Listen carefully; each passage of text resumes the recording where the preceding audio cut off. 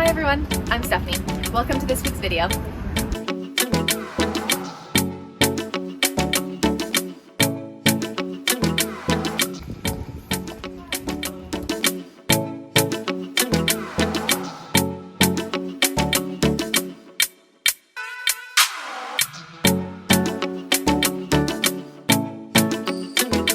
Today, Colin and I are spending a little bit of time in Sydney, which is really close to our house.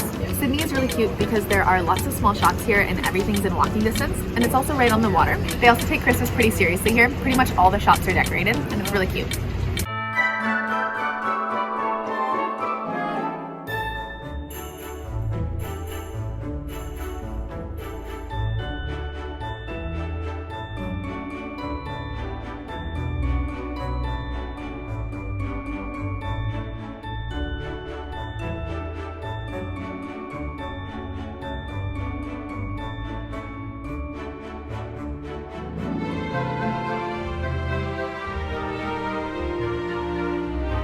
Time to go back home and do some Christmas baking. We are rolling. Today I'm making some gingerbread cookies. This is by far the best gingerbread cookie recipe I've ever had. It's from my physiotherapist, shout out Carrie. It is delicious. I'm starting by chopping a cup of crystallized ginger.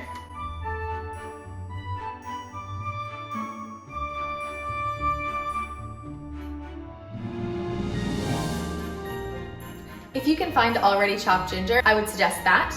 So we're putting the 1 cup of finely chopped ginger into the bowl, and then I'm adding 4 teaspoons of all-purpose flour. And then toss to coat the ginger. Next, I'm combining the butter, the corn syrup, and the molasses in a medium-sized saucepan. So I'm just putting it on a low heat here, adding 1 cup of butter, 4 tablespoons of golden corn syrup, and adding half a cup of fancy molasses.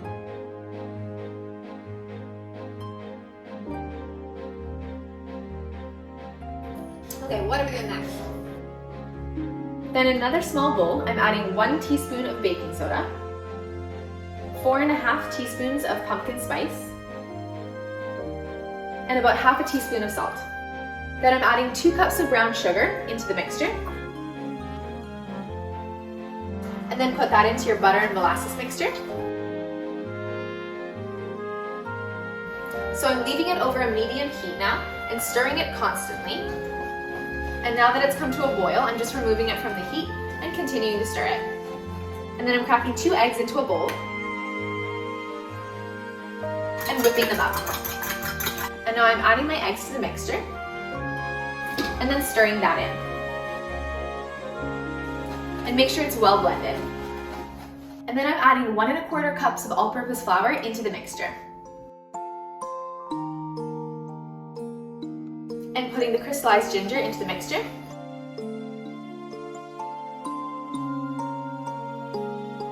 And then I'm adding the rest of the flour, so another 3.75 cups.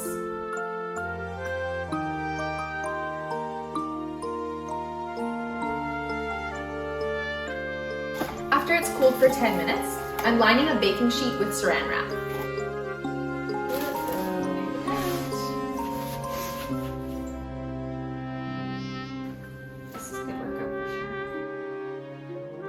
And then wrap it in your plastic wrap and put it in the fridge for 5 hours. While I'm waiting for the gingerbread to cool in the fridge, I'm going to take you through some of the house renovation updates. Along with the interior renovations, we're also doing some of the exterior. We're replacing the siding because it's a little bit outdated right now. This is the old stuff that will be coming off. And here it's been taken off and it's prepped for the new siding. We're replacing it with stone for the bottom 3 feet, and then we're doing shingles for most of the center sections. And then under the gables we're doing board and batten. You can see they've started to do it in this clip. There used to be stairs at the front of the house here, which you can see. So for now we've moved the old stairs to the side of the house and then we'll rebuild them later. The new entrance to the laundry room is on the side of the house now instead of the front.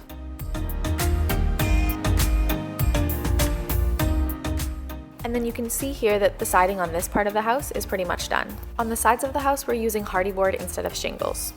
And this will all be painted, we're just not sure what color yet. Likely some mixture of grays and whites. You can see in this picture what the siding used to look like and what that window on the bottom was before. The deck is kind of a disaster. It's a complete construction zone over here. But the back side of the house is almost complete as far as siding as well.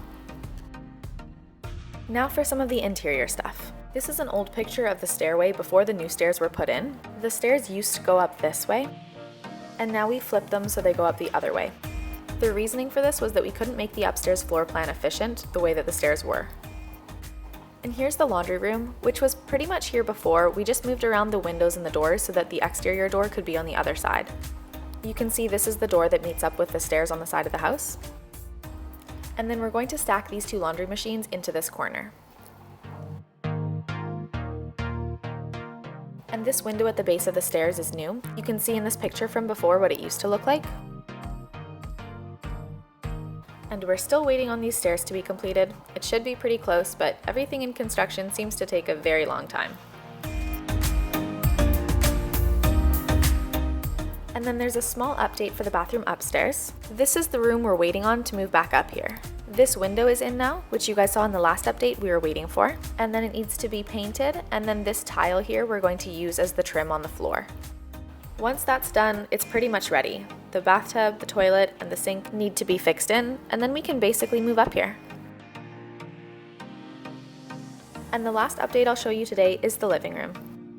We've bumped out the wall behind the fireplace about 3 feet, and then we rebuilt the bump out and got a new fireplace, and then we replaced all the windows in the living room and the kitchen. This is what the fireplace and the bump out used to look like, so we've definitely expanded it. And then instead of it being drywall like it was before, we're going to tile the fireplace. The tile just arrived, and it's actually supposed to be going in this week. Fingers crossed that all works out. So hopefully in a week or so you'll be seeing pictures on my Instagram of this fireplace being done, which is one of the things that I am most excited for. Because we bumped out this wall 3 feet, it actually took a lot of work to patch in the rest of this flooring. And then this trim here on the base of the floor and on the windows was also recently put in. The windows in the living room were okay before. They were just a bit old, but the kitchen ones were very small. You can see some of those befores here in these pictures. And we're back. Turn on your oven to 400.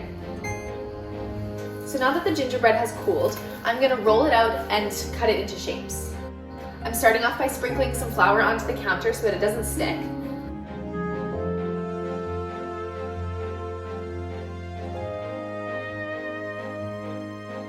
I'm rolling it out to be about a 1/4 inch thick, and then cutting out gingerbread shapes.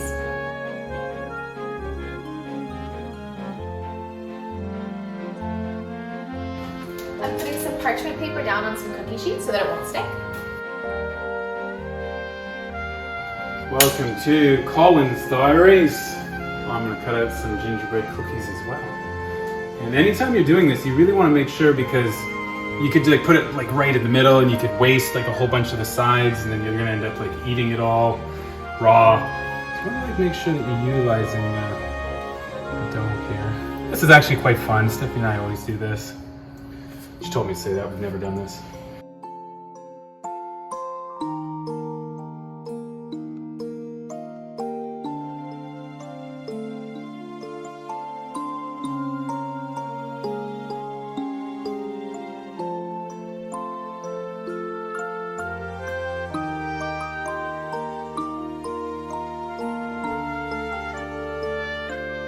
And then I'm putting them in the oven for 8 minutes.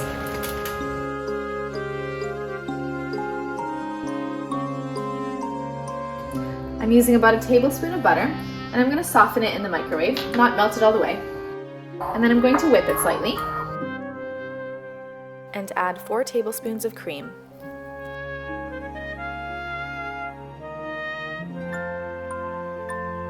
And then I'm adding approximately a cup of icing sugar to the mixture. To ice them, I put a baggie around a small bowl, and then I spoon the icing into the baggie. Try to get the air out of the baggie before you close it, otherwise there will be little air pockets when you're trying to decorate. And then just have fun with the decoration part of it. Colin certainly did. Shoes will be green. Little sprinkles for hair. And that is how you make a cookie.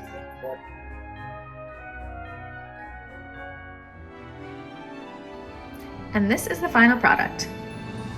I have a couple Christmas recipes that I really like, including this gingerbread recipe, but I could definitely use a few more. So if you have one that you really like, please put it in the comments below. Colin and I are gonna go out and look at some lights, and we're gonna take you with us.